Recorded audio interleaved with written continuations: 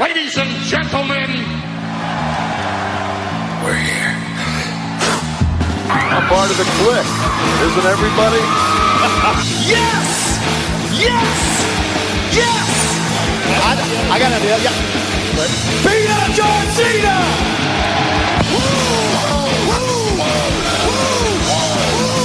Give me a hell yeah! Oh, a little bit of the bubbly. Too sweet!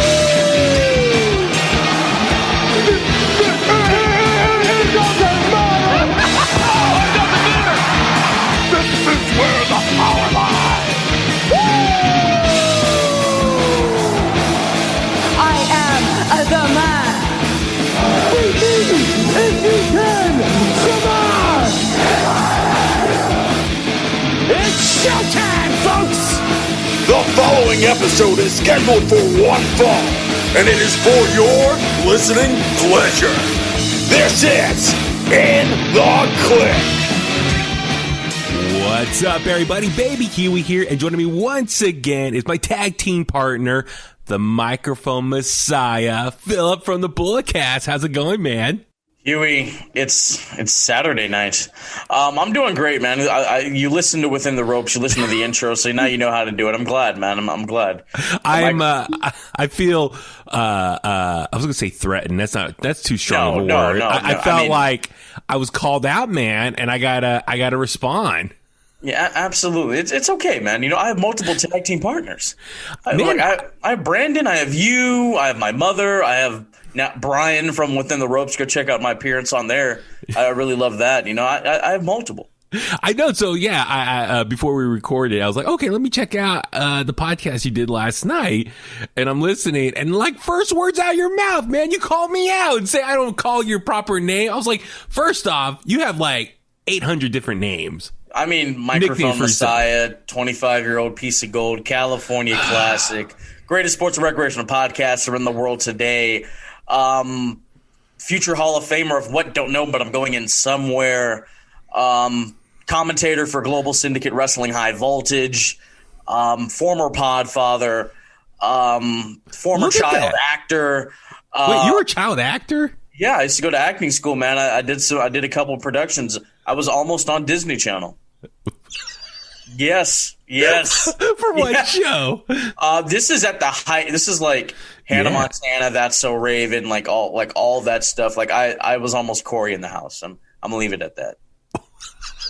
We did it. The audition was in San Jose, and we didn't go because my mother, you know, she has some disabilities, so she can't drive, and we didn't have a ride. But yeah, man. I mean, I always. It's funny. I don't like really Disney now as an adult, and I know people are going to come for me on the internet for saying that. But I'm the one monologue I would always use, and I always got a gig. It's a Disney one, and I still remember it. What was? Okay. I shouldn't have said that. All right, here we go. It was. Are you ready? Are you ready for this? And action. Wow, I'm going to Disneyland this summer. Oh my God, I can't wait to see Mickey. Sure, I want to ride Dumbo, but first I got to meet the mouse. Got a gig every time, every single time. Oh my God, I tried Pokemon monologues. I tried Crest Colgate monologues. Like I was a Who in a production of The Grinch. Because of that, I got to play a Mexican farmer at a Chabot play. I did a drama camp for a couple weeks, and I got in the drama camp because of that monologue. Oh my God! I think I need to isolate this. Put this on social. Yeah, dude. I'll show you. If I can. My mom can find them. I'll show you like my old modeling headshots, dude. Yeah, dude. Post those. Throwback Thursday. I let them know. Oh my God, that's awesome! I love it. I love hearing stuff like that. The more you know. We should like do some acting. We should do some like some videos. I've been in some short films. I'll have to send you the link to my most recent one. Had a small part. Nice. Okay. Well, dude, like we should maybe start brainstorming some video ideas because I don't know if you heard. Like, I mean, I'm going off on a tangent now. Apparently, Instagram is going to focus more on videos now and less on photos. So. Either post videos on your page, stories, reels. They're I guess, I don't know, going to give more time or for the algorithm for stuff like that instead of just posting just photos. I'm like, oh man, like that's all I got is photos. Now I got to get in front of the camera and do some videos now.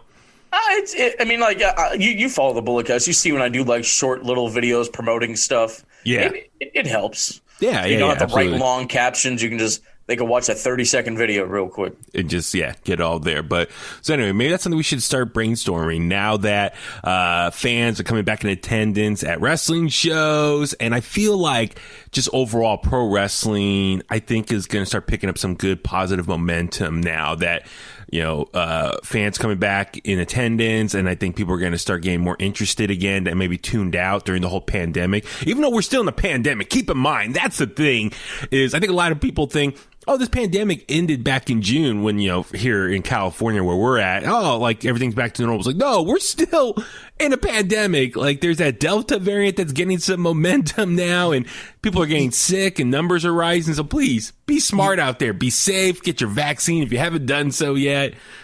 All that stuff. Yeah, man. I was in a bar last night and, just being in there and like hearing all the noise, I'm like, wow, COVID is not even a thing to a lot of people anymore. Yeah. And that's that's kind of scary. It's like, I want to stay positive and, we're still on the road back to getting normal. And I would like to think the majority of the pandemic is behind us now, but moving forward, we still got to be smart out there. And so, I'm with you, man. It's like, I know like they're trying to maybe bring back some mask orders now, indoors at least. Mask, like recommendations, and stuff like that. It's exciting, man. I mean, fans are back. We're going to talk about SmackDown. Mm-hmm. Wrestling's coming back. West Coast Pro, they made the return. Scott, brother, thank you. That was awesome. It was badass. That was great. Ugwa's returning to the Ritz on August 8th, and I talked to Slash, the promoter, and he said, hey, man, we got some crazy stuff lined up for you. So, people are coming back. Promotions are coming back, and people are ready to go. Well, that's the thing. So, like, here I am talking out loud. I probably should just tell you this off the air, but I'm thinking, like, okay, now that fans are coming back in attendance, hopefully interest for pro wrestling is going to pick up a little bit again. And as far as more like on the mainstream, access. So it's like, okay, what can we do to start kind of capitalizing on that? So it's like, okay, maybe more videos. Maybe that's when I'll start maybe do more video versions of this podcast and stuff. So all that stuff that maybe you and I can brainstorm off the air. But I do want to touch on West Coast Pro Wrestling. Dude, shout out to them, Scott and the rest of the crew.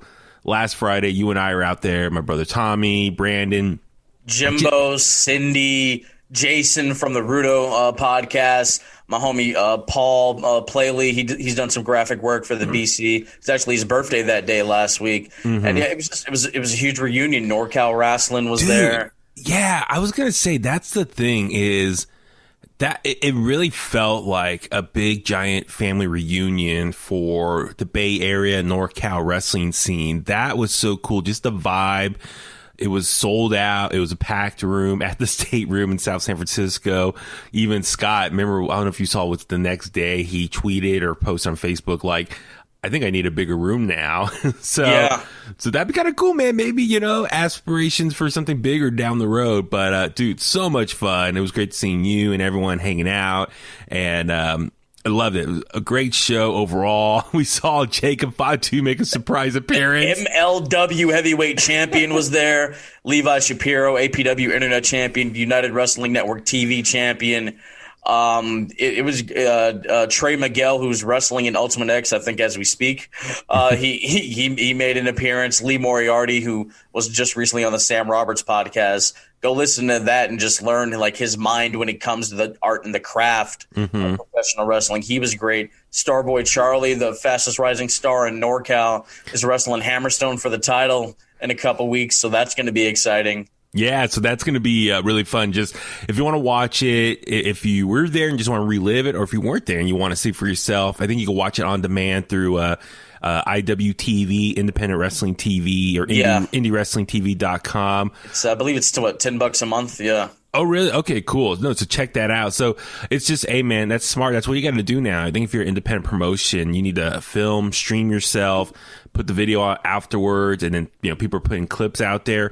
David, King of Vlog Style, or David Edge. Yes, he's in the Interview Hall of Fame on the Bulletcast. Go check it out. So, him and most recently Dave Dutra. Yeah, no, that's the thing too. And so like West Coast Pro Wrestling, they put on an amazing show, so much fun, great matches, and they have another show coming up mid-August. Yeah, the 13th, I believe. Yeah, so get your tickets now for that. I got mine already. Looking forward to Rocky Romero's popping up. Yeah, with Carl Fredericks, they're going to team up, so it's like Team New Japan versus Team with Jarrell Nelson and Royce Isaacs, who I'm very interested to see. West Coast Wrecking Crew. So yes, I'm a fan. Dude, I'm stoked. But yeah, Hammerstone, I would love to see Hammerstone. We didn't see him this last show because he was busy in Philadelphia with Battle Riot 3 for MLW. I mean, Fatu showed up. Yeah, that's the thing. But see, yeah, Fatu, he must have took a red eye that night to get to Philadelphia. Him and Slice Boogie. Yeah.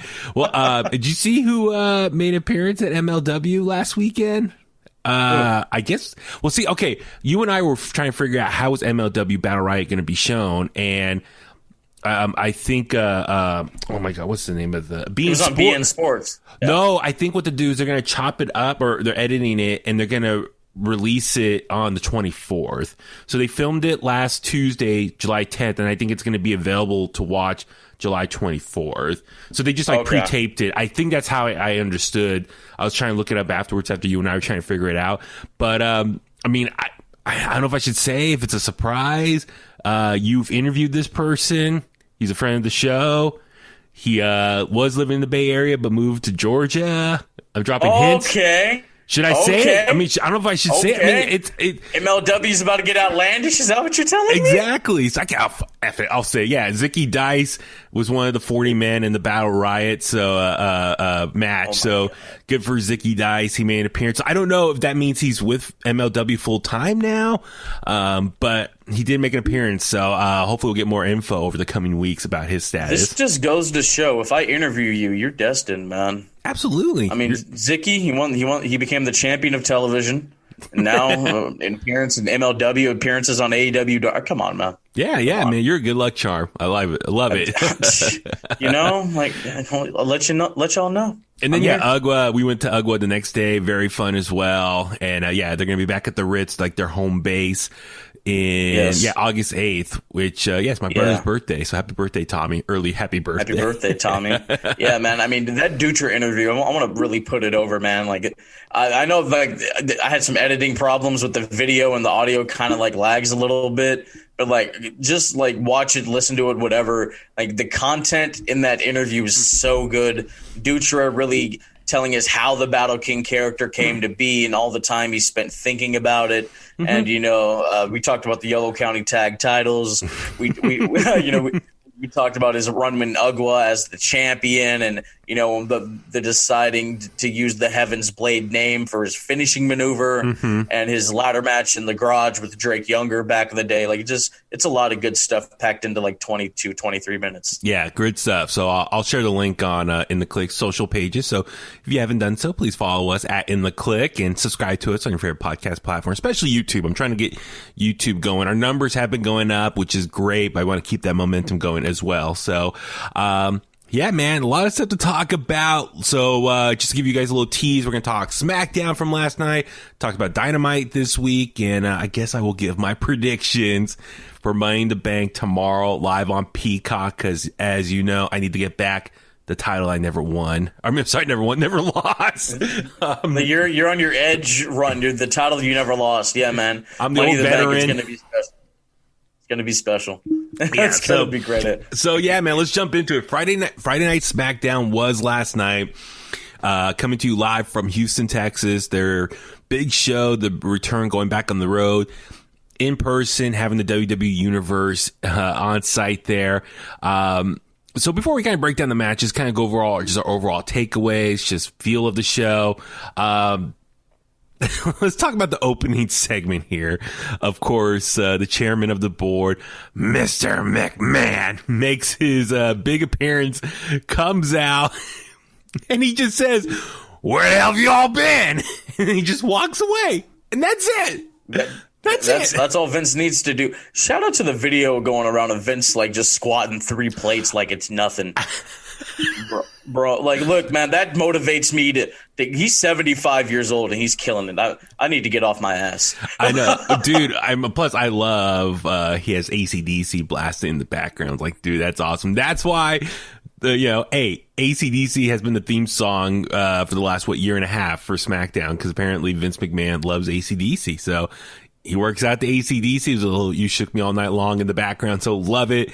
I posted the video on In The Kliq's social Instagram if you want to watch it for yourself. But I don't know, was that filmed like today? It might have been today or last night. Because I'm just thinking, like, he was in Houston, so either was he working out in Houston this morning, or did he fly back to Connecticut already and was working out already the next day? It's crazy. I've heard, like, if he can't be, like, obviously, like, at headquarters, he likes to, find, like, a really good gym, or they have accommodations for him at the hotel gym. So, okay, I mean, gotcha. you never know, man. Maybe that's it. Yeah. So, but Mr. McMahon comes out, and it was cool. Like, that's the big thing. Like, this is the big, what they said, 70 weeks since they've been from the audience outside of WrestleMania. So, like, who's going to come out and welcome everyone back? And of course, Mr. McMahon, Vince McMahon, had to be him. And yeah, I just laughed when he said, "Where the hell have you all been?" And then just walks away. I thought he was going to walk and come right back out and be like, ha ha ha, and thank everyone. Nope, that wasn't it. He just walked away. And I guess, all right. I mean, I would love, whose idea was it to say that? It was Vince. He probably just did that on the fly. Yeah, he's like, and I love that they were serenading him with no chance. I'm like, I love it, dude. Dude, okay, so here's a little observation. Like, they pan the crowd, and just like from an age thing, it was the older fans in attendance that you could see were all like getting super excited and like waving their arms up and down. They were filming. And so, think about that. Like, if you're around my age or older, or maybe like mid to late 20s, 30s, 40s, 50s, like, Vince McMahon is everything to you. But, like, if you're under the age of, like, if you're under the age of, like, if you're like 25 and below, you could say. Yeah. You didn't grow up with Vince McMahon in your life on a regular basis. Like, I used to see Vince McMahon every week on TV during the Attitude Era specifically, and then in the whole Mr. McMahon character. So it was just funny watching when they pan the crowd and you see it's all the older people in attendance who are geeking out so hard for Vince McMahon, but the younger people are just standing there like, oh, who's this guy? So listen, it's just the way it is, It just, as time goes on, he's been on TV as much for like the last 10 plus years. So, so yeah, like you said, the younger people probably don't know as much about him or care much about him as we do. So it was just a little observation I laughed at. But yeah, man, dude, it was just sold out crowd. So it was so great to see the audience there. But let's talk about the setup, the stage. So there were reports that they were going to like redo the sets for Raw and SmackDown for the return of going back on the road. So I think a lot of people thought they were going to build like an actual set with props. And that's what I used to love back in the day with all the different props, SmackDown with the fists or the different setups. Or remember King of the Ring used to have different props and setups. And yeah. So I think a lot of people thought, ooh, are they going to bring back like 3D actual like structures for the setup that the wrestlers walk through? No, it was just a giant LED screen. So I don't know what you think about this huge jumbotron. Look, for Raw and SmackDown, like stuff like that's fine. If we can get different setups for pay-per-views, then that's what I really want to be embraced with, if that makes sense. Yeah. You know what I mean? Raw and SmackDown, whatever, it's fine. Get different sets for pay-per-views. Shake things up that way. Yeah, okay, and that's a good point. That way it makes the pay-per-views more special and kind of maybe more incentive to tune in. But, when I saw the big screen, it was like a giant, huge TV screen. It reminded me of like WrestleMania 35, where it was a huge LED screen, which I guess is cool because you can have like a huge light show and visually all these different graphics and kind of set the setting with that. But it looked very clean and sleek. Like the floor that they walk out on was like, shiny and nice, clean looking. I was like, okay, that's cool. I dig that. And it looks like, they kind of updated a lot of different wrestlers when they walk out, like the graphics. They're Tron. Yeah. Yeah. Because like in the past, they kind of milked it. Like okay, in the Attitude Era, they have like cool visual graphics and highlights from their matches on a loop. But lately, it was just like they haven't really done much visually to really get you. And so it looks like they kind of update some people's graphics. So like Roman Reigns, when he came out, Seth Rollins, they these cool over-the-top graphics. And I'm like, okay, that's cool if they do that. If they can update it and it adds visually. And then the 3D graphics that were coming off the screen, that was cool. The light show. So, visually, we were watching at home or even in attendance. That's going to look cool. It's going to be like a huge concert spectacle, I guess, in that sense, which is cool. So, yeah, you know what I mean? I'm fine with that. But yeah, so after Vince walks away, so let's talk about the opening match here. It's the 6-man tag. It's the Bloodline, Roman Reigns, the Universal Champion, the head of the table, and his cousins, Jimmy and Jey Uso, taking on Edge and the Mysterios, the SmackDown Tag Team Champions. Dude, what, like, when they announced this match last week, I thought, oh, this is going to be the main event. It opened the show, and that's a very smart move on their part. So what'd you think of this opening segment?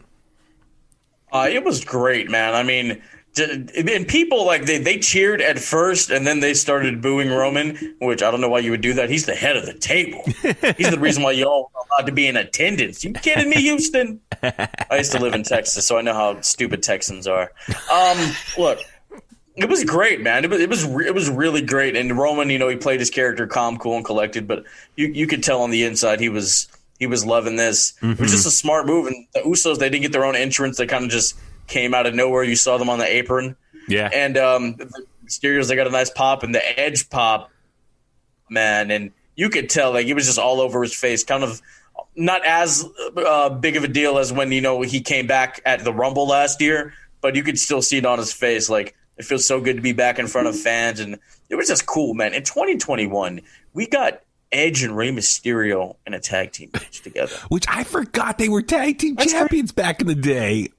I forgot about that. Yeah, I mean, Edge, like obviously when you think Edge tag team, you think Christian, but he's been tag champions with Randy Benoit, Ray, Orton, Hogan. Yeah, Hogan, that's right. I was like, man, all those. Jericho, so right. he's had his mix of tag partners, yeah. Yeah, so but it was cool. Like a couple things here, as you mentioned, like Roman, dude, that music, his new entrance music, it sounds so massive and dramatic with the audience reacting to it. So it's just cool to hear the music echo in the arena with the WWE universe. So that was cool. It makes it more just like I said, epic sounding. But a couple things to keep in mind. So yeah, this is Dominic's first match in front of the WWE Universe, because I know he had appearances. That's right. Okay, we know he's been in the ring since he was a kid when Eddie took on Rey Mysterio, but and he did some stuff with Brock Lesnar, like when he attacked Brock with the pipe, when Rey had the storyline with Brock Lesnar with the fans, but he didn't start wrestling in the WWE ring until the pandemic started. So this was his first match in attendance. Why you have the shocked look on your face? The Switchblade is in the Impact Zone. Wow, this is breaking news right now? Jay White with the never open weight title walking down to the ring to confront Kenny Omega. Wow. Oh, my God. Oh, man. Okay, well, we will save that. We will, that's breaking news because we're recording right now during Slammiversary going on. So yes. I will watch the show afterwards, after I'm done recording this podcast. So, but yeah, we will, I'm going to try to do a review at some point. I was talking to John LaRocca. We were going to hopefully watch it, maybe do a review within the coming days. So keep an eye out for that. So a lot going on between SmackDown, Money in the Bank, Slammiversary. Busy week for wrestling in Absolutely. general. Hey, it's good times, man. This is what it's their all about. This is their first show back in front of fans too. Yeah, down in Nashville. So in the Impact Zone. They desperately needed that. Yeah, if it some of the smaller tier promotions, they really need fans for their shows. Like WWE was able to sweeten their stuff with the Thunderdome and the sound effects, and AEW had the wrestlers around the ring. So we can get into that. Oh, maybe next week I'm thinking maybe we should do like our final thoughts on the Thunderdome era. But we'll save that for another time. I'm just speaking out loud right now. But Dominic, first time in front of fans, like wrestling. He did fairly well. You could tell he was trying to feed off the fans, which is good. But I was going to say with Edge as well, keep in mind, like, as you said, he makes a big return at the Royal Rumble 2020, also in Houston, and the crowd popped huge for that. And then he had some stuff on TV building up that storyline with Randy Orton last year. Remember, Beth Phoenix got attacked by Randy and all that stuff. And then the pandemic started, and so all of his matches were in the pandemic, in the closed sets at the Performance Center or Thunderdome. So it was cool for him to get that fan pop again. Like I said, I know he wrestled. I keep forgetting WrestleMania was in front of the fans this year, so he did get that match, earlier this year in front of fans. But it was just cool to see the crowd pop for him as well. Even though, even the build to WrestleMania earlier this year, he was kind of in the middle, tweener, because Roman the full heel, Daniel Bryan the pure babyface. Edge was in the middle.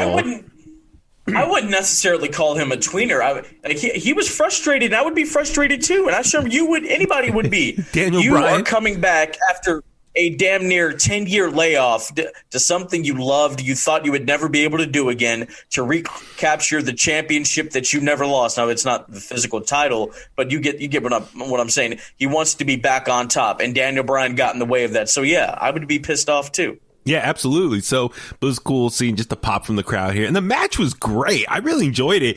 It started on fire with Edge starting the match, taking on one of the Usos. Roman standing there kind of waiting, and he was like demanding to be tagged in. He put his hand out and waited for his cousin to tag him in. But I love when Dominic went outside. Roman just started beating the crap out of Dominic in front of Ray. He threw him in the pole. He body slammed him on the table. It was great. And Ray's like, no, he can't do anything because it's a match. He yelled at the crowd to acknowledge him, but he was really playing into it. And this is what I've been waiting for, to see how Roman is going to react in front of fans given this new character. And he turned it up, and given the foreseeable future with his run, and now that we're back in front of people, I think he's gonna hit a new level. Absolutely. And it's like the crowd's reacting perfectly to him right now as the head of the table. But awesome match here. I really loved it. It was just hard hitting, all that good stuff. And then eventually Ray got rolled up by one of the Usos, and Roman I'm surprised. I'm saying I'm surprised Jimmy didn't put him in a Tequila Sunrise, given recent events. But Schoolboy get the job done. Okay, cheap victory by the heels. Yes, sir. Yes, exactly. So the heels win, but we see Edge come back, take the chair, start hitting the Usos, and then Roman comes in. And then, he breaks off the chair, like the bar, and trying to get payback on on Edge for doing, as Big E calls it, doing the thing. When you do the thing, he puts the bar. Remember Big E said that later in the show? You do the thing. When you put the bar in their mouth, it's like the crossface with the bar. But, Edge counters, and then he puts it on Roman, and Roman starts tapping out, and so Edge stood tall here. So based on go home math, since this was the go home episode before Money in the Bank, Roman's not losing this weekend. I hate to say it already. He wasn't going to lose any. I know. Even if Edge stood tall anyway. I know. I laid this out for you. Yeah, exactly. So, and then next up, we see Sami Zayn come out to the ring. God, I love Sami Zayn. He's so good on the mic, and I think Sami Zayn is a natural baby face. He's so good, but this current incarnation of him as a heel, the way he just talks back to the fans, a conspiracy. It's all good. And so he's talking back to the WWE Universe, calling out the fans. But sure enough, he gets interrupted, and you hear,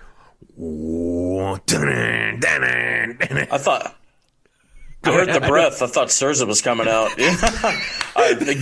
Sidebar, get well soon, Surza. He has a broken jaw right now. What? Are you serious? Yeah, man.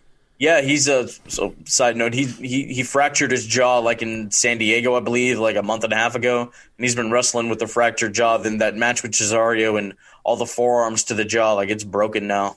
No way. Yeah, so get well soon to that guy. Does he have to drop the East Bay Pro Wrestling title? But I don't understand why you would want to keep that in the first place. But look at you. Wait, let me look. Yeah, I mean this is what I've heard. No, he had to pull out of a couple shows. Oh man, So, I mean, I hope he's okay. yeah. Here, let me. Hope he's okay. Yeah. No, so but the prince is back in. Do you know how royal SmackDown is now? You got the tribal chief, you got the Friday Night Messiah, you got the Prince, you got King Nakamura. Come on, SmackDown's about to be undefeated. That is great. They really should bring back King of the Ring now. It's inevitable. How about they have to. I was going to say Finn Balor should win King of the Ring so he can become Prince into a king. The Prince versus the King? Yeah. Give it to me now. New Japan 2.0 matchup here. Finn Balor versus Shinsuke. Pretty much. But yeah, I mean, just Finn Balor, like I popped. I was like, oh my God. So that was one of the big returns. It's interesting how they're going to treat Finn. This is his second time now back on the main roster. Now, listen. Look, dude, look. Yeah. This is simple. This is so simple. Yeah. Whatever he was doing down there, just let him do it on Fox, and that's it. That is it. You cannot screw this up. I know. I'm with you. Finn Balor, he's told us he doesn't watch this business. This business watches him. It's that simple. Look, this new attitude going up against the tribal chief, give me that for 2 pay-per-views. He doesn't have to win, but the matches will be good and the story will be good, and I'm fine with it. I'm with you. When Finn Balor got called up originally back in 2016, and he was beat Roman on his first night. So there's right there, there's history. Yeah, I'm with you but he was like always smiling and stuff. And he was just like being trying to be a really baby face. But this recent run on NXT, he was more of a badass again. He used to talk, hold the microphone sideways and so we can show off the new hand tattoo. Yeah, exactly. But as you say, he says I don't watch the business watches me. So it's like, yeah, he just was being a badass on NXT and just duplicate that or let that continue on SmackDown. And he'll be fine. The crowd will still love it. So, I don't know. We'll see, man. He had the bright blue trunks. So I'm like, is that kind of going back to what we saw before on the main roster? But it was just because the show's blue. That's all. Exactly. So, but it looks like maybe, Sami Zayn's going to be his first opponent on his return to the main roster. So congrats to him. But that'd be cool. I think that's cool. Him and Sami Zayn, that's going to be a lot of fun matches as well. So, definitely OG NXT talent there going at it again. So, next up, probably my least favorite segment of the night, Shotzi and Nox, or I guess Tegan Nox. I don't know which way. Michael Cole both said Tegan Nox and just Nox. I don't know which name to call her by. I think the tag name is Shotzi and Nox, which, I mean, shout out Shotzi. That's town business. Yeah, exactly. SmackDown. Shout out to her. Look, man, I said this on Within the Ropes, dude. I'm going to talk about this segment. I'm going to say some things people may have a problem with. Okay. So Shotzi and Nox go up against Tamina and Natalya, which we find out Tamina is the TBD in the Women's Money in the Bank. Yeah. So we have Liv Morgan and Zelina Vega on commentary, which my dumb ass thought it was Carmella. I don't know why. Because they've been having like their little feud, so I just made that assumption. And their commentary really took away from the match. Oh my God, I'm with you. It was horrible. Liv Morgan, you want to go, bro? You want to do this, dude? Come on, bro. Let's go, bro. What you gonna do, bro? Annoying. It was terrible. It was screeching, piercing my ears. I'm listening. And it took away from me watching that match. I could not enjoy Shotzi and Nox taking on Natty and Tamina. I was trying to watch it. I think the match was better than what they had last week. But by the way, so last week they beat them in a non-title match. So they beat the tag team champions non-title. They have a rematch non-title again. It's like, wait, if you beat them last week, doesn't that mean you get a title shot? You deserved one, you earned it. But it was so they wrestled 2 weeks in a row, non-title each time. It just doesn't make sense from a booking standpoint or storyline standpoint. But regardless, I couldn't enjoy this match because Zelina Vega and Liv Morgan were they were screaming on their microphones the whole time. And it took away. I couldn't enjoy the match. I was ready to hit mute until the match was over, but it was terrible. But yeah, Philip, I'm with you on that one. Yeah, I was just like, why are we doing this? Why is this happening? And then they eventually got up and started brawling on the outside, and they interfered, and Shotzi and Nox once again pulled off a victory over the tag champions. So it's it's not a strong victory for them, but it is a second back-to-back victories for them. So do they get a tag title shot now at Money in the Bank or something? I mean, that hasn't been announced or anything, but they'll do at some point. But it's just tough because, like, this is their big moment. They got called up last week. This is their second week in a row on TV, and I want to enjoy it, but I couldn't because of the commentary. It was just horrible. I think what's going to happen, because Natalya and Tamina are both in the Money in the Bank, so maybe there may be seeds for dissension planted there, and then they have the title match on Friday, and that maybe Shotzi and Knox beat them 3 weeks in a row. Okay. Or the veterans, you know, they lay waste to them and beat them and say, all right, you got lucky the first 2 times. Well, I'm glad they bounced back pretty quick here because Bianca Belair had a match against Carmella. This was the makeup for her match she was supposed to have with Bayley, but Bayley got hurt last week, and this was supposed to be at Money in the Bank, but they pushed it over to SmackDown, which I think was the right move, especially for, you know, the return of fans, the live hot crowd. Having a title match on that first episode back, I think that was a good move and actually worked out in their favor. But Bianca Belair, dude, that pop she got from the crowd, she is so over as the baby face. So I'm so happy for her. Absolutely, man. The EST of WWE just showing why she's the champ right now. Yeah. And Carmella, this was good. I really enjoyed this. And Carmella, you know, she's kind of underrated. Yeah, no, Carmella, she's definitely improved in recent years, especially post winning the SmackDown title a couple years ago. She's really come a long way. Great heel wrestler. But this match here, dude, Bianca Belair showed her strength. Like, her pure, raw athleticism really came into the fold here when Carmella had her in that submission hold and Bianca reversed it into oh my god! What a gorilla press or a stalling suplex? Suplex, yeah. Like Pat McAfee said, like Davey Boy Smith, British Bulldog used to do. Goldberg used to do it. Which Davey Boy Smith Jr. wrestled before SmackDown came on the air. Yeah. So touching that real quick. Dark match: Austin Theory and Davey Boy Smith Jr. So yeah, Davey Boy Smith Jr. back with WWE. Awesome move, I think. Is he signed? Do we know? I mean, him and his sister were posting a bunch of stuff on Instagram over the last 24 hours, and he did the interview with WWE.com, so I assume so. Actually, here, let me... let's I'm going to check WWE.com. Let's find out, but, I mean, going back to Bianca, like, we know how strong she is, and, you know, her having these different opponents keeps her versatile. Yeah. You know, she had Sasha in the barn burner and the fast-paced and really drama-filled match. She had Bayley in the Hell in a Cell, which was a hardcore match. You know, wrestling Carmella, where Carmella can slow it down and be more methodical. That works in her favor. I want her to get in the ring with Natalya and have a technical match. Yeah. You know what I mean? I want her to get in there with just different opponents and see how she can adapt to their styles and adapt to the different crowds and towns and to see what they want to see. So I'm doing a search on WWE.com in the Superstar section. I'm looking up Harry, because technically, does he go by Harry Smith? Yeah. Because on the outside WWE, he was going by Davey Boy Smith Jr., but I'm not seeing it. Oh, let me hit all Superstars. Harry. I'm looking. They might still be negotiating. Yeah, but you know, if he comes back officially to WWE, that's great.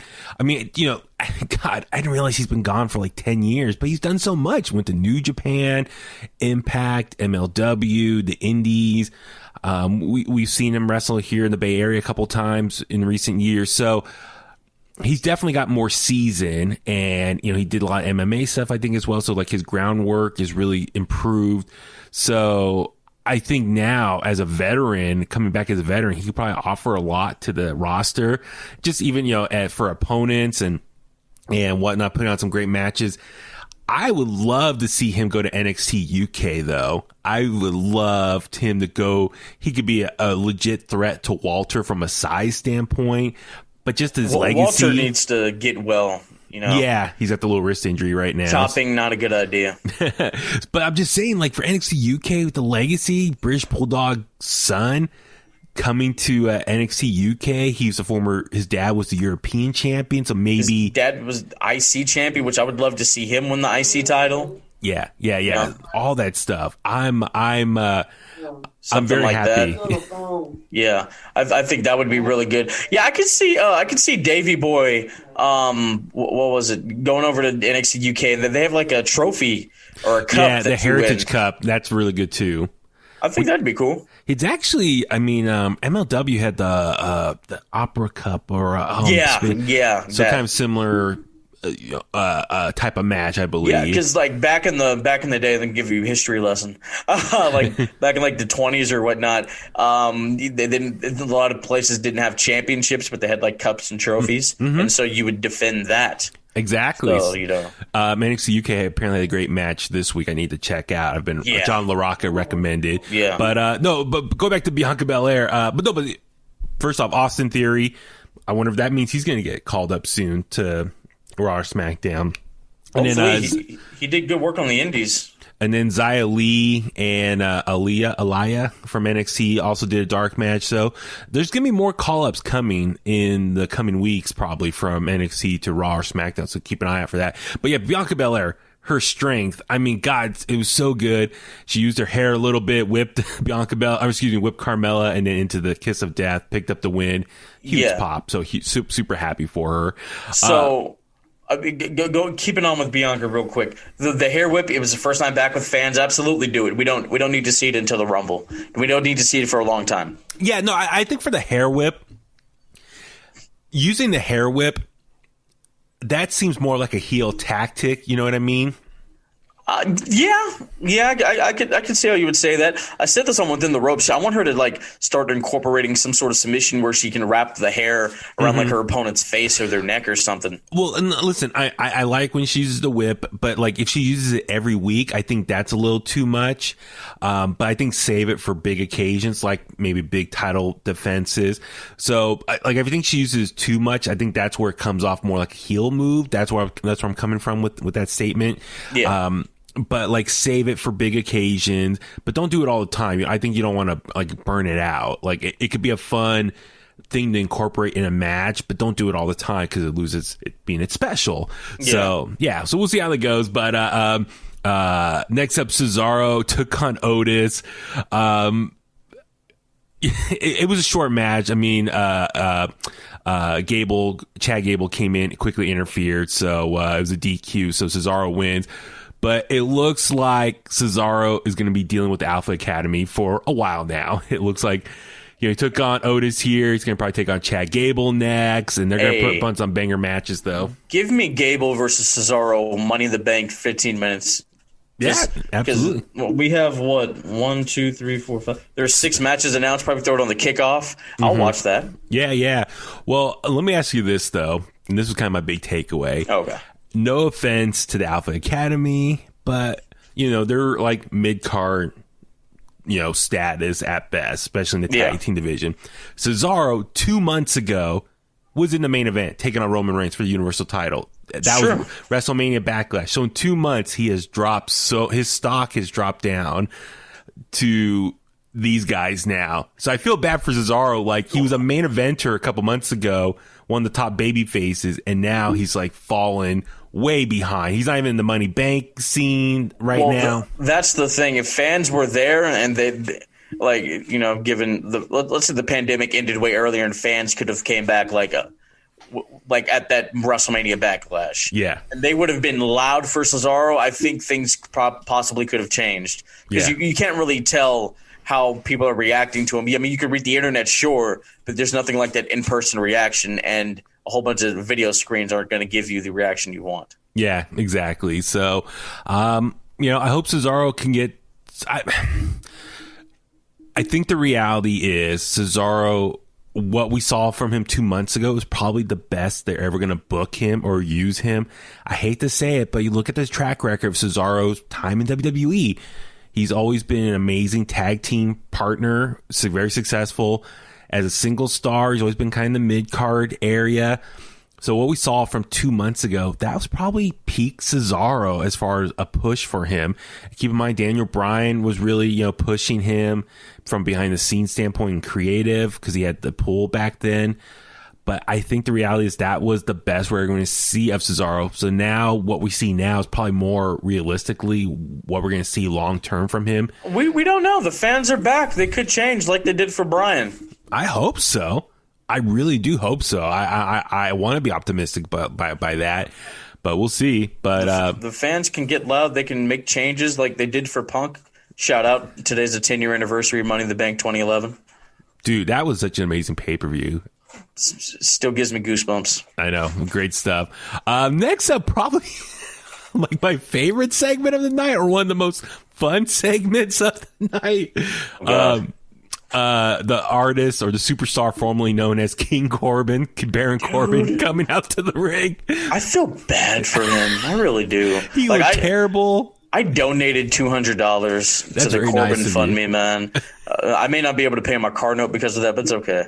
I just want to help out Baron. But he comes out, all disheveled. His shirt's messy. He's got a stain on his shirt. He's got, he's growing out his hair and the beard. Yeah.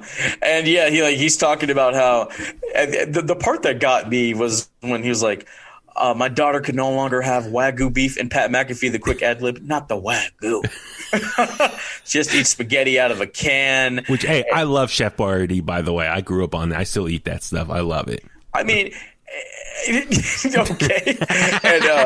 And Corbin said he has to move in with his in-laws. And you know what? Like, if you follow Baron Corbin on social media, you can see like he does enjoy the finer things in life. He has a really nice house, kitchen. He does buy the expensive meats.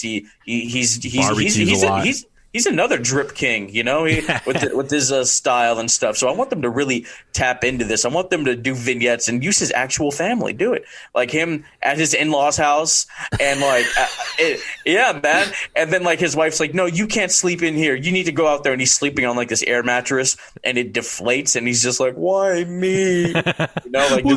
He was begging the crowd for money. He said he set up a crowdfund the Corbin Fund.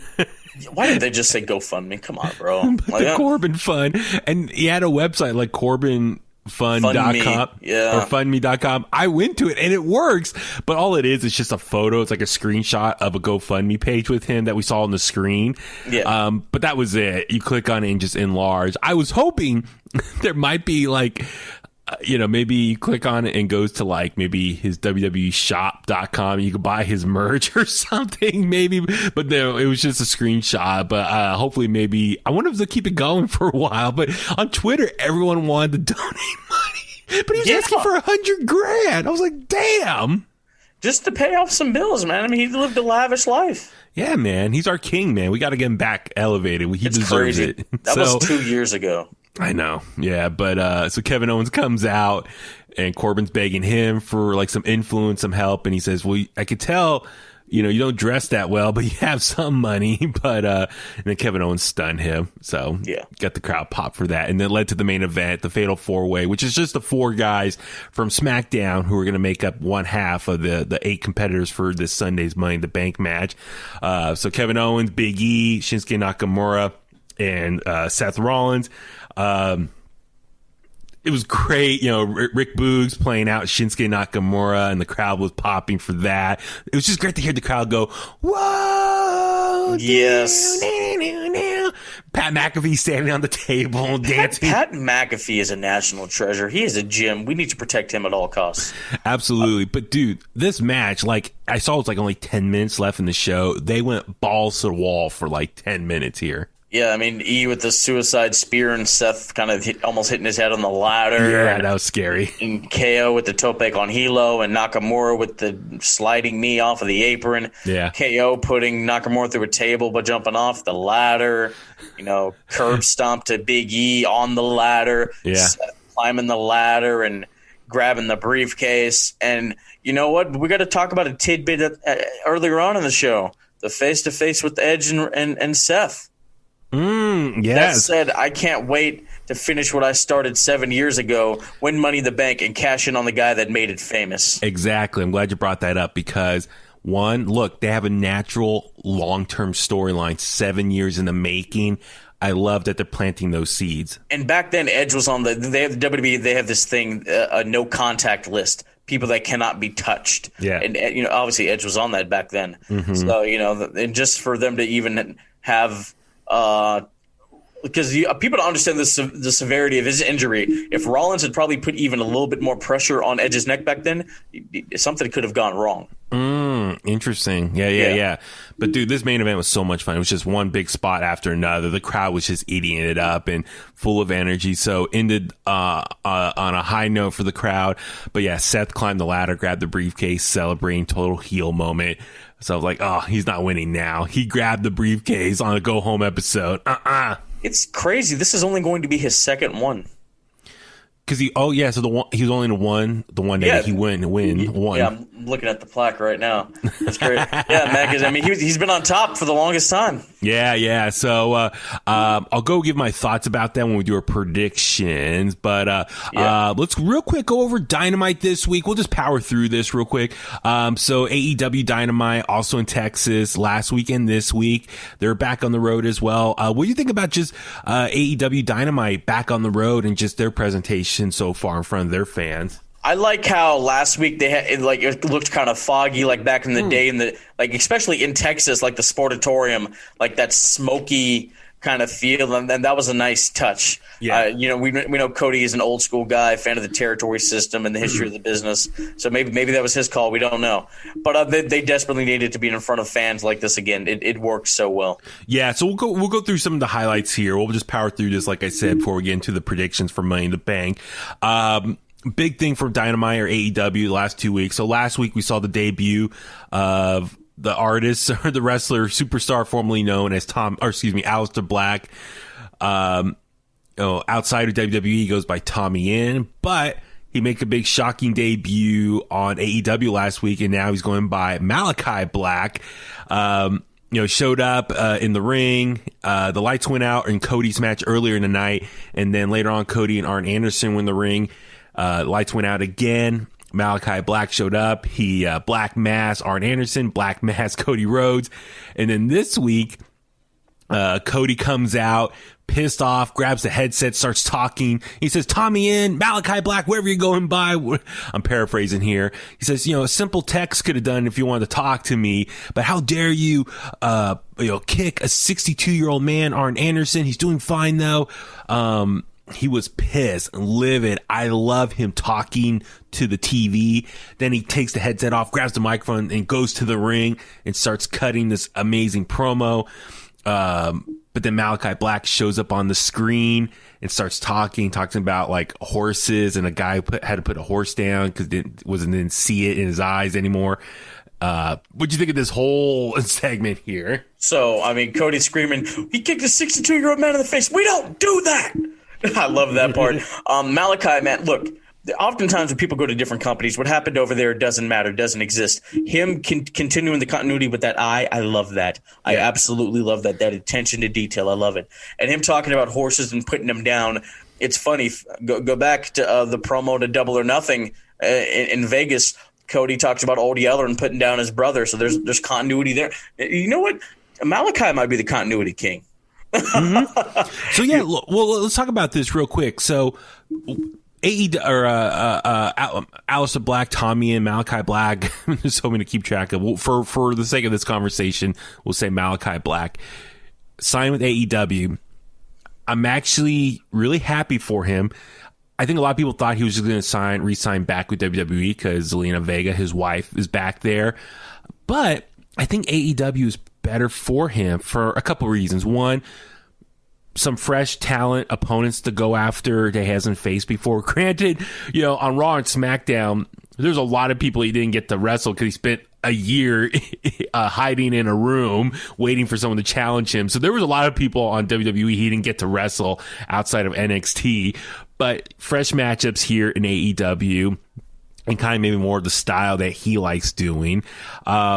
Creatively, he can do more.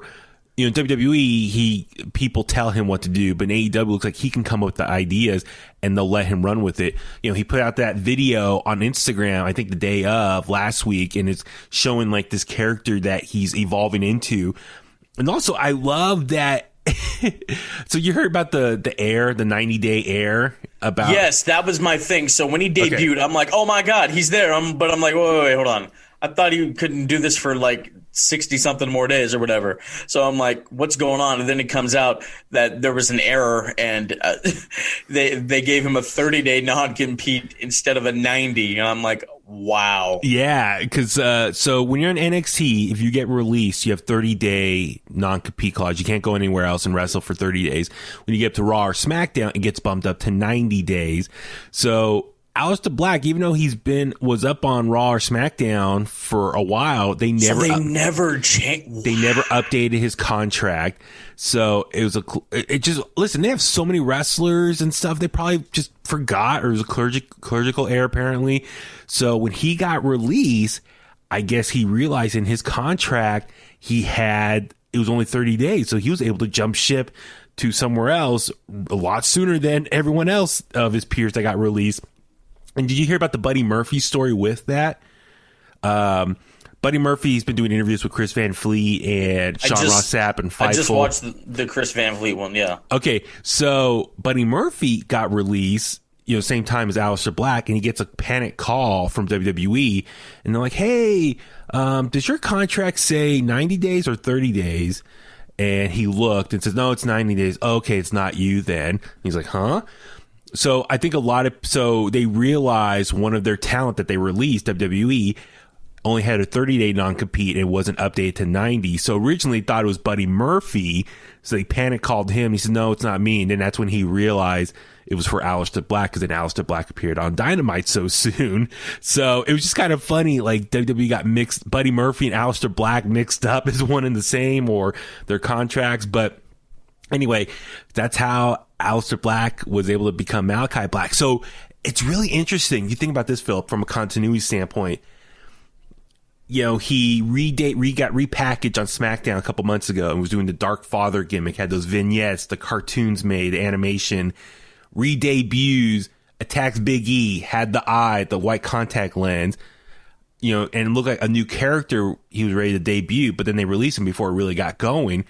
Yeah. Now, a month later, he's able to kind of start doing it now on AEW. So it seems like he's finishing it off just on his terms, and I like that. Yeah, so it's almost like AEW got the benefit of him re-debuting this new character on WWE television for a while, and now he's able to kind of pick it up where they left off in AEW. So it's kind of a trippy, he had this big push going on WWE television on SmackDown, and now it's able to continue on Dynamite. And it was cool. He was in the room, when he was talking to Cody, he was in that room with the smog and the smoke machine going off. Very similar to what he was doing with the Dark Father character doing recently.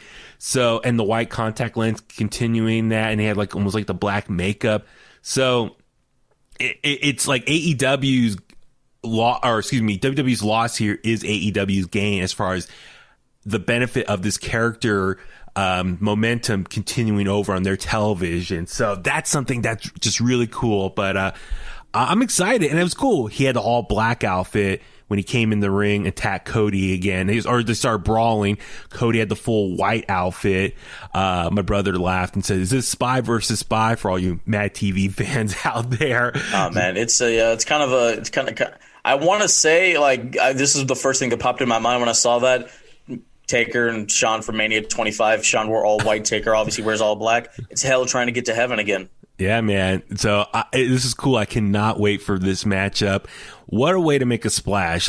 Comparing Andrade. Andrade, his debut so far has been kind of lackluster. On the other hand, Malachi Black, what a way to make a splash. Show up, attack Cody Rhodes, and they're off to the races. And, listen, I know Cody's one of the EVPs, but I hope he puts over Malachi Black here. He needs to. Well, spoiler alert, Go Big Show is supposed to be taping again, so that might be what happens. Oh, okay. So that's off TV. Yeah, so probably something will happen to where he gets taken off TV for the majority of, August, and then might pop back in. What I'm thinking he'll pop back in for a rematch? All Out September 5th. Gotcha. Okay. We'll see how that goes. Speaking of potential matches for All Out and just what people are getting excited for is, of course, Kenny Omega, AEW World Champion, looks like his next opponent is going to be his former tag team partner, Hangman Adam Page. Okay, before we get into this, have you seen The Last Dragon? With Bruce Lee? Bruce Leroy? Bruce Lee. Oh, yes. Yes. Why did Kenny Omega look like Show Nuff? Sorry, villain? Yes, the 80s movie. I love that movie. No. Why did he look like Show Nuff, bro? It's, what's her name in the movie? I used to Vanity. watch that. Yes, I love that movie. But the bad guy, he used to say... Show Nuff. But what was his tagline? Can you did that? Or, oh, God. Draymond Green, I think, used to say that. Or, no, oh, my God. I'm totally spacing here. You called The Last Dragon? Yeah, The Last Dragon. Okay. Yeah, 1985. I totally remember that movie. But he looked like Show Nuff, bro. He looked just like that. He even has the same facial hair, dude. That's right. The Shogun of Harlem. That's what it was. The Shogun of Harlem. Oh, my God. I love that movie as a kid. As good knowledge there. But no, he does. Julius Carey, bro. Yep, that's him. Yeah. Is he dead? Yeah, 2008. Oh, man. Him, Vanity. Vanity, she... Yeah, she passed away. Oh, that's right. She's living in Fremont, dude. Which is crazy. Oh, she real? Oh, wow. Yeah. She and I had the same birthday, which is... Didn't she date cool. Prince? Yeah, she was involved with Mr. Purple Rain himself. That's right. Yeah. Oh, man. Yeah, partners Prince, 1980 to 83. Yeah. We had the same birthday. She was Canadian. One of my favorite people. Man, rest in peace. Yeah, but yeah, man. I mean, Hangman and Kenny. Like, I talked to you about that at Ugwa. Like, possibly even going because I mean, dude, the reaction when he hits that buckshot lariat and beats Kenny Omega, that's going to be a massive pop in Chicago. Do you think that's going to happen at All Out? And that's the right thing to do. I mean, keep in mind, everyone's thinking it's All Out. I'm not trying to bring it down or anything, but they have that show in New York City now, at Arthur Ashe Stadium. They got to fill up. Have the TNT title change there. What are your thoughts on the new one, by the way? Oh, with Miro, it's cool. So it's a white strap with now green trim. Have you seen the theory that everybody gets their own? I posted the photo. Yeah, so everyone gets their own TNT title that's like suits them or personality or whatever. Yeah, I don't know if that's really the case, but it looks like it might make sense. Yeah, well, real quick, so with Hangman, I just want to touch on, so, I was a little hesitant. I was like, man, Hangman's, doesn't have any confidence. He's scared to challenge Kenny. But, dude, this segment here was so good as far as, oh, my God, where is it at? I was just looking at my notes here. Shivani's interviewing Hangman Adam Page, and he says he wants to go after the title. Kenny Omega and the Elite come out. Matt Jackson comes to the ring and just calls him out and says, dude, your breath smells like alcohol. It was great. I loved all this. And then the Dark Order comes out and, Kenny Omega says, yeah, I'll fight you. And then, but it's like on one condition. It's like, okay, we're going to have a 5-on-5. If you win, you get the title shot, and then the Dark Order gets a tag title shot against the Young Bucks. And then if we win, you guys can't go after the titles ever again. So that's cool, building up. So I really like this segment. It was building it up as there's some stakes on the line, and they're gonna listen. If it's gonna happen at All Out, that's like 2 months away. So it's got to be a little bit of a slow burn. You got to really set the tone for a couple months. You got to spread this out for the next 8 weeks. So this is a good stepping stone for it takes up a few weeks of TV content. Yeah, and we don't know when the 5-man's going to happen. I wonder it's going to be elimination style too. So yeah, so Hangman's going to win. Teams of 5 strive to stay alive. Yeah, I wonder if they'll save that for the debut of Rampage. Do the 5-on-5 there. That'd be a good way main event right there, just to get some buzz going. The 13th of August, which is okay, yeah. So 3 weeks now. I'm just thinking on top of my head. They got what? So this was technically what? Fyter Fest night 1, Fyter Fest night 2's next week, and then Fight for the Fallen the following week. So maybe after that, I'm just thinking. Or they could do it at Fight for the Fallen. And let's say, okay, Hangman, he has his opportunity. Let's say they just jump Hangman. We don't see him for a while. That's true. Maybe. Yeah. But what I like here is, listen, Phil, you know, Stone Cold's my guy. I think everyone's always trying to be like, everyone wants to see the next Stone Cold Steve Austin. And I thought Hangman, before the pandemic, was kind of going on that route. You know, beer drinking, the crowd loves him, badass. Unfortunately, with the crowd, they kind of killed the momentum a little bit. But what I like here is last week, he came into the ring by himself and beat the crap out of the Elite by himself. So as far as a strong babyface, someone that can come in, take out everyone, crowd pops for him. You know, last week he was teasing the idea of doing the buckshot, but he didn't get to do it because Kenny ran out of the ring. So it's going to be special when he hits the buckshot and eventually wins. And even, it's going to be more crazy when he's probably the one that kicks out of the one-winged angel, because they've been really booking that finisher strong for Kenny. Dude, that's going to be a pop. Yeah. We might have to go to Chicago, bro. But get what I'm saying? It's like, because no one's kicked out the one-winged angel. Kenny's been saying that he's a god, wrestling god. No one kicks out of it. Belt collector, all that stuff. So you can imagine when Hangman probably is going to be the one that kicks out and then hits the buckshot to win. It's going to be a powerful moment. But I like what they're doing. Is like Hangman's confident now. He's he's believing in himself again, and they're really starting. They're going all in on this push, and so I'm really excited for all this. It's going to be really good. Absolutely. Let's see what else was going to touch on real quick. Let's see. So the ratings wise, they were over 1 million for this show, up against the NBA Finals, and they had 1 million. And good. Which is amazing. And here's the thing: keep in mind, I guess 2 of the higher rated segments were Britt Baker's like promo. So she is apparently a draw. Like people like saying like, listen. A lot of people tuned in for her segment. It did really well. Yeah, dude, that match that lights out match she had with Thunder Rosa really put her on the map. It solidified her. Yeah, and like she said, she's that bitch. And also Darby Allin, which we'll wrap up with the coffin match. But I do want to touch on Ricky Starks. Took on Brian Cage for the FTW Championship. Team Taz going at it. But listen, this is in Texas. Ricky Starks, he's supposed to be the heel here, but he came out to like a babyface welcome. He's from Louisiana. You know, the South, they love their Southerners. Well, so yeah, he's from Louisiana, but I guess he lives in Austin now. Yeah, he made a tour of the Texas Indies, so you know. And so, yeah, I mean, this is in Texas. I think it was right outside Austin. So definitely like a hometown crowd welcome for him. So he, the crowd was hot in love with him. Great match here. And then, you see that, Will Hobbs got involved. Hook was distracting the ref. By the way, why is Hook, every time he comes out, it looks like he just woke up from a nap. His hair's all bushy and shaggy. That's just how teenagers are, bro. But like, he wears like the white tank top. He's no facial expressions. Like, come on, Hook. Like, do more with yourself out there. I don't know. Anyway, that's a whole nother thing. But, so Hook distracted the ref. Will Hobbs hit Brian Cage with the FTW Championship, and then Starks speared him and pinned him. And now Ricky Starks is now the new FTW champion. So is Brian Cage officially out of Team Taz now? It would look that way, you know. I would assume so. Starks, a really good spear, underrated spear. Yeah, man. Real quick, I just want to also mention, so the show started with the IWGP US Championship match. Moxley taking on Carl Anderson. Very rare we see Carl Anderson in a singles match because he's usually wrestling with his good brother, Doc Gallows.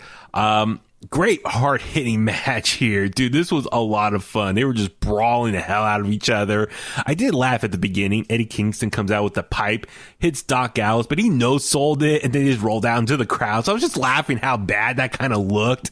But anyway, what'd you think of the opening match here? The IWGP US title being defended on Dynamite. It's always cool when that happens. I think the last time was Yuji Nagata.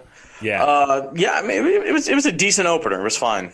Yeah, so the crowd was just super pumped for that. It's good to see Jon Moxley back on Dynamite. He's been gone for a while post his wife Renee having a baby. But then afterwards, we saw Lance Archer cut a promo, and he talks about Jon Moxley saying, you won that title from me at the Tokyo Dome for Wrestle Kingdom last year. So he wants a rematch, and it's going to be next week. It's going to be a Texas death match, the same one that they had at the Tokyo Dome. So looking forward to that. Let's see. Anything else I want to mention real quick? I know Matt Hardy, Christian Cage had a great match, 20 years in the making. I guess the last time they wrestled each other one-on-one was 2003 on Raw, I think it was. They said they never wrestled each other one-on-one, so they lied? No, they have wrestled before. I think it was like 2003 on Monday Night Raw. So yeah, I think I mentioned this before, but they said, let's take a look at their history. I'm like, you don't own any of that footage. How are you going to do that? It's them talking about it, like, and being vague about it, not saying WWE or anything. But hey, it was a good old school match. You know, two veterans going at it. Bro, look, TNA back in the day, they used to say WWE all the time. Don't be afraid. JR says WWE on Dynamite. Don't be afraid. Christian Cage, he was on the outside, quickly got in at the very end of the count, and hit Matt Hardy with the kill switch, got the win. The Hardy family office came out, tacked Christian Cage. Luchasaurus Jungle Boy made the save. Then Luchasaurus carried Christian Cage on his shoulders, kind of funny. So he's got a little of alliance going right now with the Jurassic Express. So good for him. Sammy Guevara, he is from Texas as well, so the crowd loved him. Had a pretty quick match with Wheeler Yuta. That's kind of a member of Best Friends who's kind of been hanging out with them. And then, yeah, the main event here, coffin match, Ethan Page taking on Darby Allin for a short match. Like, Dynamite this week was stacked. I love it. It was fast paced, but it went from big thing after big thing. The crowd was super hot into it the whole time. So this match, I think, was just unfortunately cut really short because they were just running out of time, TV time for the episode. But I had a lot of fun watching it. What do you think of it? I think the time it was given really helped it. It kind of upped the ante. They were able to get through things better. You see Sting make appearances yet again, kind of scuffling with a Scorpio Sky and whatnot. Yeah. Yeah, man. I think this. Hopefully, this puts a bow on everything that they've done together. I mean, we know they have history, given if you followed their Evolve rivalry and whatnot, and other indies they wrestled on. Ethan Page, man, like JR said, don't sleep on him. He's going to be a big time player, and I believe so. That's the thing, is they keep talking about their past, but they don't own any of that footage. So like they keep talking about this past, but they don't show us anything for us who haven't seen it. What they can do, they can try to grab footage, like, or go to like Getty Images and get stuff, and like find like Instagram videos or whatnot, anything like that. Or if Ethan was vlogging back then try to get his footage. Reenact it, do animated react. Or do the Dark Side of the Ring thing, reenact it. Exactly. But dude, this match was hard hitting. I mean, Sting and Scorpio Sky was hiding in the coffin, comes out. Sting makes a save. They go on the outside. They wrestle through the crowd. And then Darby Allin, he attacks Ethan Page. He had a steel plate on his back. So shades of, what was it, Bret Hart when Goldberg tried spearing him? Was that who it was? I'm trying to remember now. But Ethan Page, dude, he is such a great heel. He can be I think in the near future be like a top heel for AEW. He's on his way. Like, he is a star power right there. I want to see him and Cody do something. They used to be tag champs together on the Indies. Yep, exactly. Darby dug, his fingernails into Ethan Page's eyes. Darby then grabbed his skateboard, jumped off the top turnbuckle, crashed down to Ethan Page, who then fell into the coffin. And then Darby was able to close the lid, and Darby Allin won the match. And then he went on top of the turnbuckle and did a coffin drop into the actual coffin on Ethan Page. So very brutal looking. But on a high note, the crowd was super hot and cheering him on when he did it. And yeah, dude. Darby is a total star for AEW. And so besides Britt Baker, Darby Allin, dude, he seems to be a ratings draw for AEW, man. Dynamite with over 1 million views. So it's kind of amazing that these two non-WWE talent in AEW are doing big numbers for them. So congrats to both of them. I think it was the stipulation of the match. The coffin match. Not to knock on those guys, yeah. But like coffin match. Oh, that's different. I haven't seen one of those in a while. Yeah, so no, Dynamite was a lot of fun this week, and looking forward to next week. So just the crowd, the AEW crowd, is just really helps elevate that show, where I think it might have been lagging, towards the end of their run at Daly's Place. The crowd just really amplifies things and makes things just that much better. So, all right, let's do our quick predictions for Money in the Bank tomorrow here. Philip, you ready to take my pick so I can get back that Bullet Cast Championship? Yes. So the way it works, ladies and gentlemen, we all know the person with the most predictions for a pay-per-view, they become Bullet Cast champion. But in this case, with Money in the Bank, the person with the second most picks, they get the Bullet Cast in the Bank briefcase. And you have up to 1 calendar year to cash in any wrestling show you want, WWE, NJPW, MLW, some random indie in Poughkeepsie, New York, etc. Anything you want. So I can and just cash it in and I just become champion again? Well, you have to, it's a one-on-one. So you and whoever the champion is, you do your picks for that show. Oh, okay. All right. I'm down for that. Nice little stipulation change. Cool. You see, I have creative juices here. That's cool, man. All right. So if I'm going to give my picks, you're going to give your picks too? Yeah, I'll let you know what I got. So here we go. Okay. For the Raw Tag Team Championships, AJ Styles and Omos go up against the Viking War Raider Experience.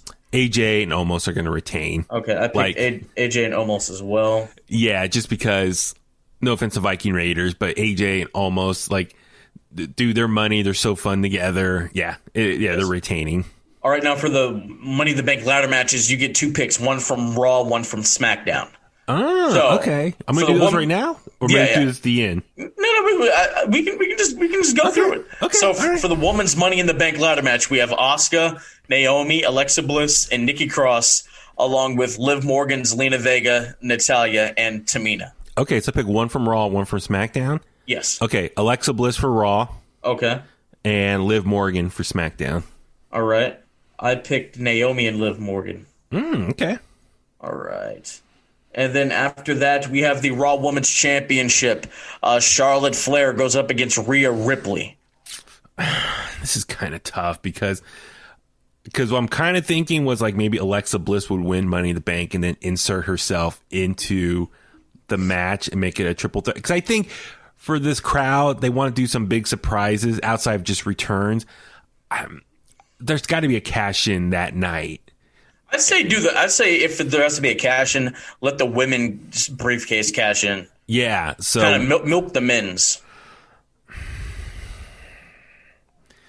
And so if that happens, I mean, unless Charlotte Flair, because they already did that to Charlotte once with Bayley a couple years ago. Remember that? Yeah. So I don't think they want to do that again to her, have her win and then lose it right away.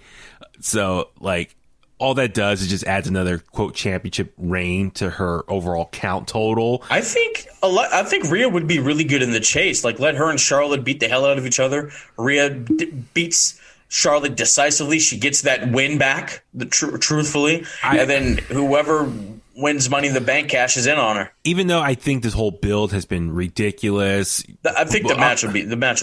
I hope the match is good, but yeah, I don't know who's the babyface, who's the heel here. I'm gonna go Rhea Ripley. Okay, you're gonna go with Rhea Ripley. All right. All right. Because I think even if whoever the Money in the Bank winner is, they can come in, and that way it protects Charlotte Flair from losing or taking a loss. You know what I mean? So I'll say Rhea Ripley. Yeah, Rhea Ripley. Okay. Okay, cool. All right. Next up, it is for the WWE Championship. For the first time in, I think, ever, 2 African-American men face each other for the WWE title. Kofi Kingston goes up against the almighty Bobby Lashley. Happy birthday, by the way, to Bobby Lashley, whose birthday yesterday. So, yeah, he, as a belated birthday gift, he's going to retain the WWE Championship here. Sorry, Kofi. I love Kofi, but it's not going to be Kofi Mania. It's going to be the almighty Bobby Lashley retaining. All right. Okay, I see you. All right, and then the men's Money in the Bank ladder match. We have Ricochet, John Morrison, Riddle, and Drew McIntyre on the Raw side. For the SmackDown side, we have Big E, King Nakamura, Kevin Owens, and Seth freaking Rollins. Oh, man. See, I was really hoping maybe Seth Rollins might win and then try to cash in that night against Edge and Roman Reigns because and then cost Edge the match, and then Edge gets mad because he still doesn't get his one-on-one match with Roman. Because I just thought of something. What if, let's say, Seth wins Money in the Bank and Roman and Edge close out the show, but then Roman beats Edge decisively, and then Seth's music hit, but he doesn't actually cash in on Roman. He attacks Edge. Yeah, well, because I was thinking, would they try to do the Heist of the Century 2.0, and Seth comes out and tries to beat them, but he inserts himself, but then he loses.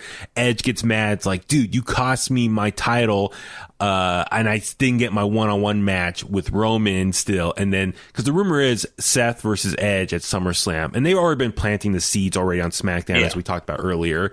But the fact that Seth held the briefcase, stood tall on SmackDown this week, it's like, no, he's not going to win now. So I'm taking that storyline out of the equation. I think from SmackDown it's going to be Big E. There's so much you can do there. The rumor is he's going to go back to Raw, maybe align himself with the New Day. Maybe goes after Bobby Lashley. That seems more of a realistic opponent for him because Roman Reigns still books so strong. Even though I think he does want to challenge Roman as well. But let's see if Bobby Lashley beats the crap out of Kofi.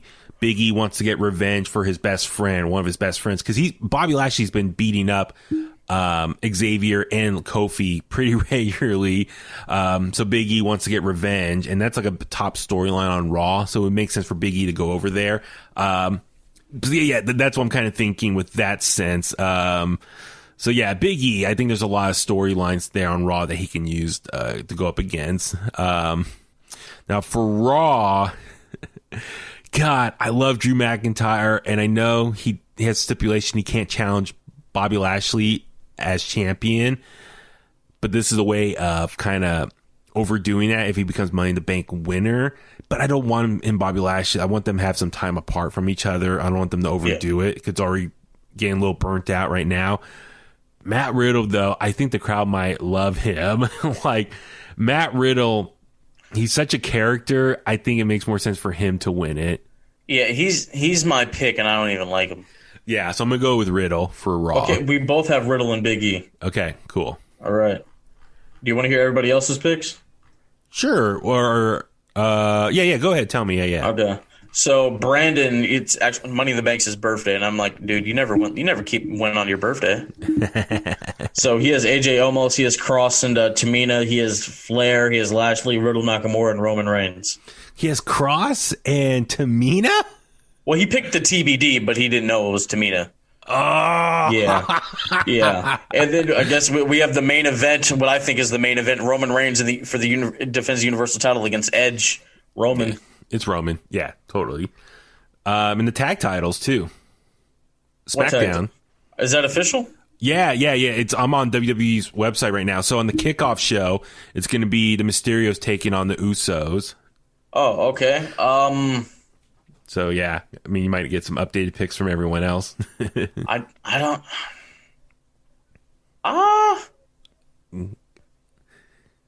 I think the Mysterios are winning. I think the Usos, I know the goal is for them to be champions, so that way the whole bloodline are champions. But to win it on a kickoff show, that doesn't make sense for them. I think they're going to save that for a bigger moment, maybe like SummerSlam. So I can see the Mysterios winning here somehow and keeping the titles. And then they're going to have a rematch at SummerSlam and they win it. The Usos win it there. Okay, yeah, I'll go with the Mysterios as well. All right. Okay. So wait, who else Brandon had? So he had, who did he have for Lashley and Kofi? He had Lashley. Everybody picked Lashley. Roman and Edge? Everybody picked Roman. His Money in the Bank for the women's. Nikki Cross and Tamina. You never know. Money in the Bank for the men.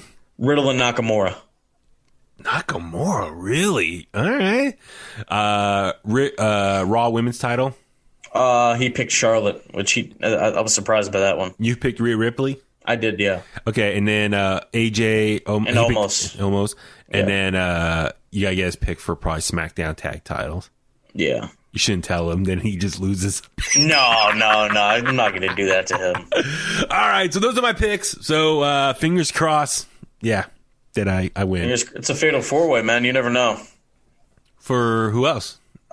Brian from Within the Ropes. He put his picks in, man. Really? So he's getting involved as well. Okay. Yes. We haven't had a fatal 4-way for the title in a little bit. I'm excited. You never know. Good luck to everyone involved then.